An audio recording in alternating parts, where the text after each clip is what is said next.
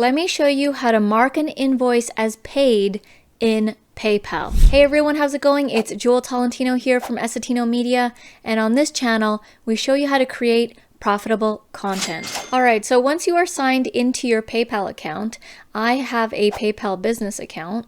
You want to head over to your invoices.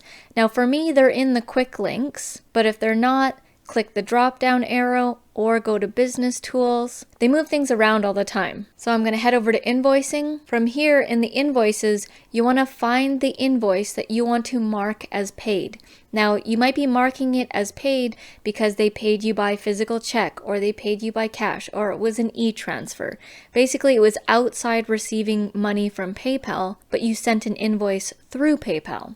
So you still need to mark it as paid. So I've got this one right here, which is a test invoice, and you don't even need to click into it. All you need to do is click the three dots and then go down to record payment. From here, you want to record the amount that was paid. Now this is going to automatically fill what the invoice had, but if it was, a different amount, you want to change this. It's going to have the date and then the payment method. So if I click down on it, it could be bank transfer, cash, check, credit card, debit. I don't know why there's PayPal on there, because if it was on PayPal, then it would already be recorded, wire transfer, and other.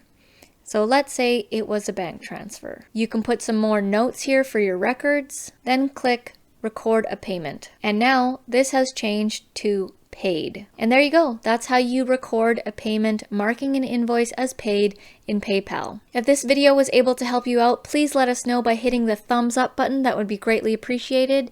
And if you want to know how our YouTube channel makes over $10,000 a month by making simple tutorials like this, head down to the description as we have a free training for you. Thank you so much for watching, and I'll see you in the next video.